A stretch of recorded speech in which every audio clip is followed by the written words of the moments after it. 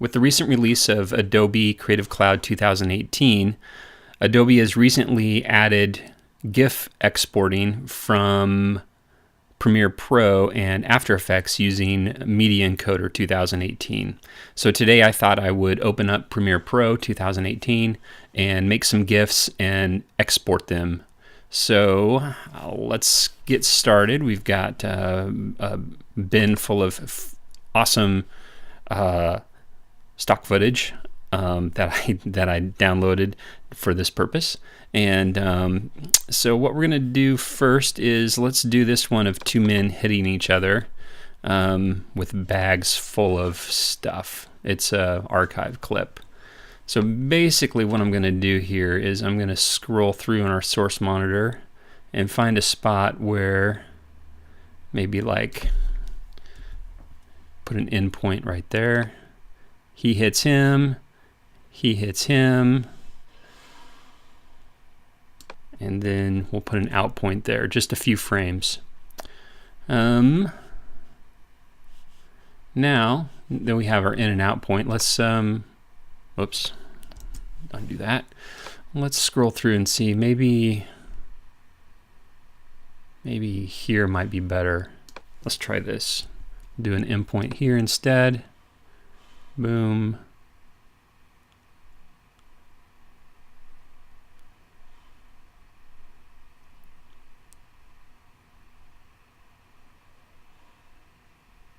Let's see, scrolling through here a little bit more. We're just looking for a spot where it can kind of loop, where the start and the end look about the same.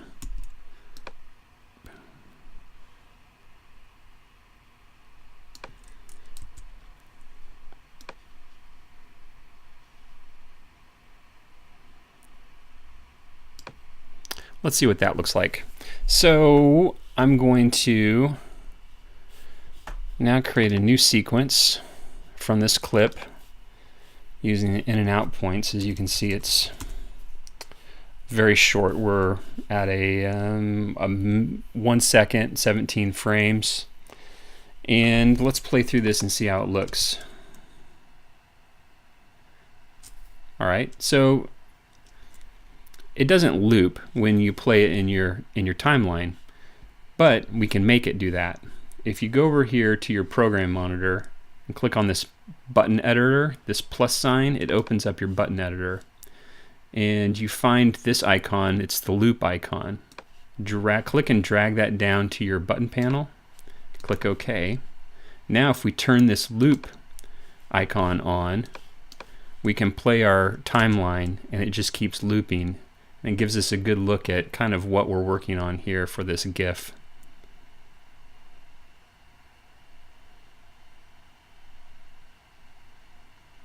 That works for me. So that one's ready to go. Let's make a couple more GIFs and then we'll export them all together. What I'm going to do is I'm going to move this timeline out here and we're going to call it something different. Call it GIF 1. Okay, let's move on to this one here. It's a video of traffic in LA, and I think this would make a kind of a cool boomerang GIF where it rocks back and forth like this. So it's just a matter of finding what you want here, setting an endpoint, going forward a few frames, and setting an out point. And now let's create a new sequence from clip.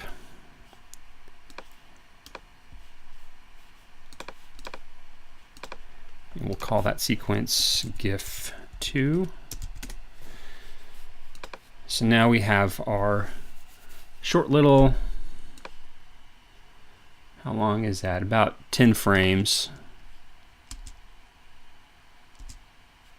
Oh, we need to turn on our looping right there to loop our timeline. That's great. I think I'm going to extend this out maybe to 15 frames. And what we want to do now is we want to boomerang this, or make it loop back and forth like that. So what I'm going to do is I'm going to select my clip, hold down my Option key, and drag the clip over, which duplicates that clip in my timeline. Now we have two clips, and if I right click on the second clip and go to speed duration and click reverse speed, now we have one clip that's going forward and one clip that's going backward. And see, now we have that rocking back and forth boomerang look for our GIF.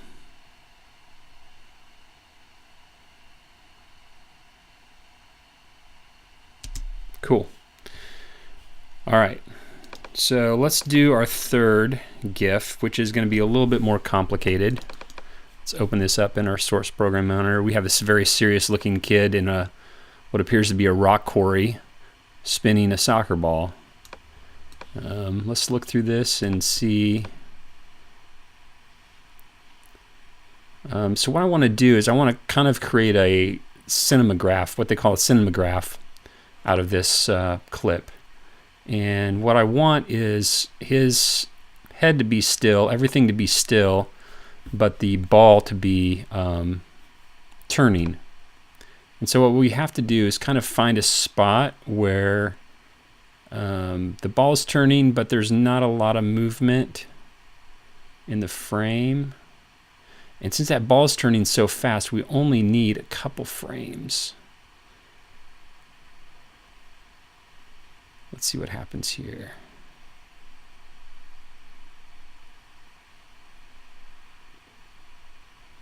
We can either do his head here or on the finger here.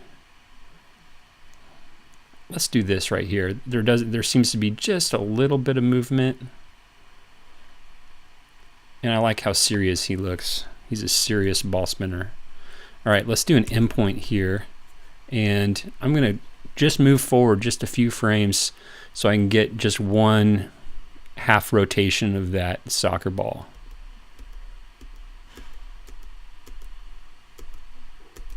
Looks like eight frames gives us a rotation. Let's set our out point. Let's create a new sequence from clip. Drag that out.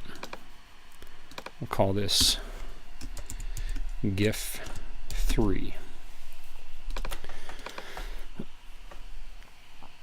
So we'll turn on our loop and we'll just kind of play this through. Cool. Hopefully we don't have too much movement here and we can make something kind of neat. So what I want to do first is I want to find what I want the boy to be looking at. His eyes kind of shift a little bit.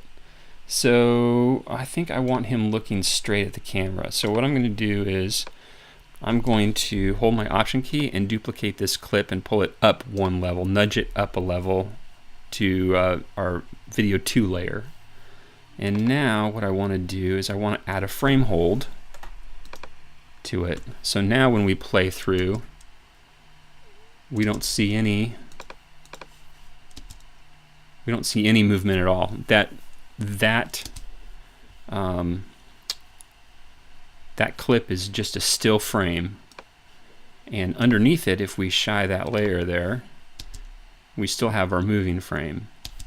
So what we're going to do is we're going to create an opacity mask on just the ball and leave the rest of the frame still and just show the spinning ball in the background.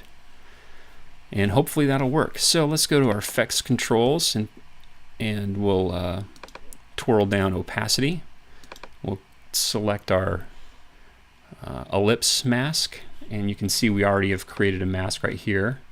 This blue circle. Let's place it over the ball. And as we can see, what's inside the mask is not moving and what's outside of the mask is moving. So we want to invert that by clicking here And now we have the ball moving, but not the kiddo. So now we just need to manipulate this mask to have just the ball in it. We can do that by using these little handles here to change the size of this mask.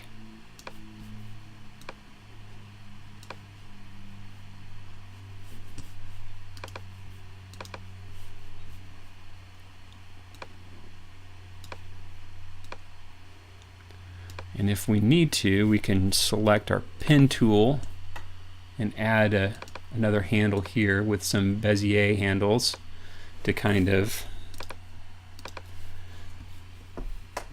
get us as accurate as possible.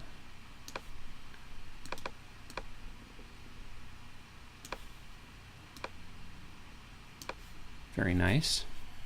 We can also use mask expansion to increase or decrease our mask. And we can use mask feather to feather that.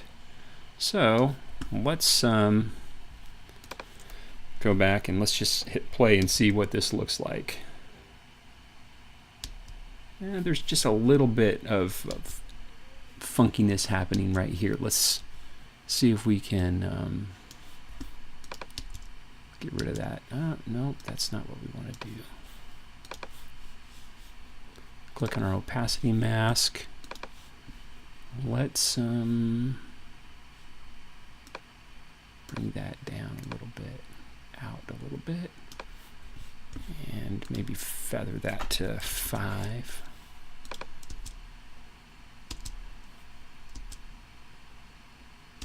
Still got some funkiness happening. I think if we make that mask a little bit smaller than the ball, it'll still give us the illusion it's turning, but there's just a little bit of movement there, isn't there?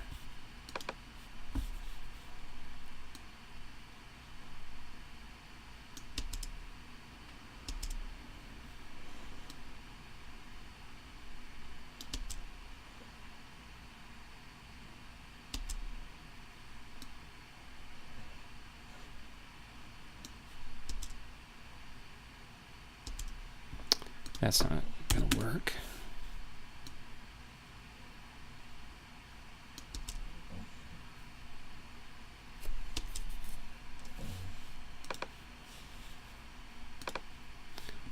So this just becomes a matter of fine-tuning and figuring out what is it going to take to get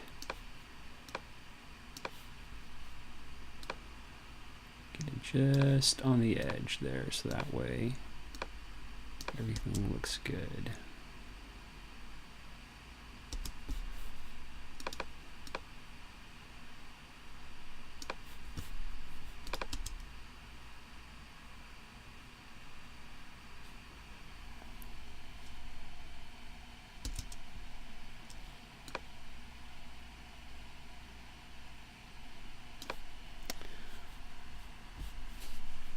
Still got a little bit of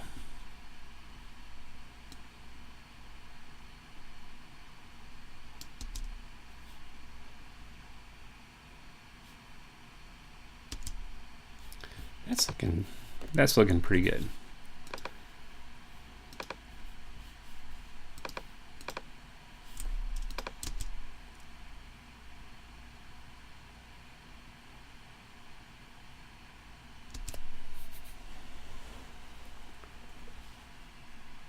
Cool.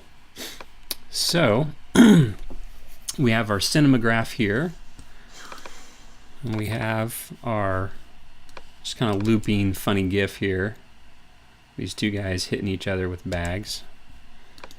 And we've got GIF number 2 of our boomerang of traffic going. So let's get to exporting these. Let's go with GIF 1 first, and we can right click and pull down to export media. And let's go over here to our export settings and let's choose our format, and our format is going to be animated GIF. Now if you don't have Adobe Premiere Pro 2018 and Adobe Encoder, Media Encoder 2018, this isn't going to show up if you're on a Mac. I don't know on a PC, but I use Macs, so this is what we're doing. But so you pull down to animated GIF, and you can match your source, but I found that so our source is at 1920 by 1080, and it's 23 frames a second. So I find that changing the size here down to something that's maybe more friendly to Twitter or social media, but let's just, for sake of ease, let's just go 400 pixels wide, and let's, instead of doing 23 frames a second, let's click off of this tick mark here, and we can choose anywhere between 1 frame to 25 frames to 12.5 frames. The fewer frames, the smaller your GIF is going to be. So let's go with 12.5, and everything else we can leave the same. I've played around with this quality slider, and I have not noticed any difference, any noticeable difference between having it set at 100 and having it set lower. So let's just leave that at 100. Your mileage may vary, so don't be afraid to play around with that. Let's go ahead and just choose our output name and place. So we're exporting to exports here, and we'll save that, and we'll go ahead and export that out.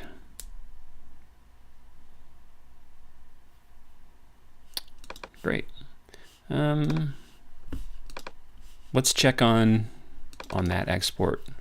So I'm going to just go over to my exports folder, click on the GIF, hit my space bar for preview, and we have this looping GIF of these two guys hitting each other with bags. Very good. All right, let's go to GIF number 2, our Boomerang GIF of traffic. Again, we can export the media out. Make sure your sequence timeline is selected. You can hit Command M to bring up your export settings. Make sure animated GIF is checked. Make sure we're saving it to the spot we want to. You can match source, or we can make it smaller. So let's do 500 for sake of ease. Let's make this, let's try 10 frames a second. I don't know. Or maybe since a boomerang, maybe we want more. Let's do 25 frames a second. The original was at 30 frames, so we'll just knock it down a little bit to 25 and hit export.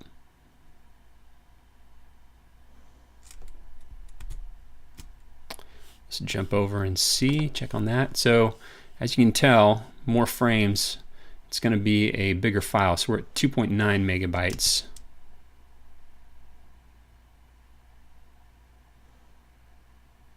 But there you go. There's that GIF right there of a boomerang of traffic in LA. All right, and let's go with GIF 3 now, our somewhat Cinemagraph. Again, select the sequence, hit Command M, animated GIF. Let's match the source on this. With Cinemagraph, I think you kind of want more frames per second than maybe a regular GIF. So we're going to just leave everything as match source. So our frame rates is going to be about 24 frames a second. We could knock down the size a little bit, so let's do that. Let's go just 700 maybe, And let's hit export.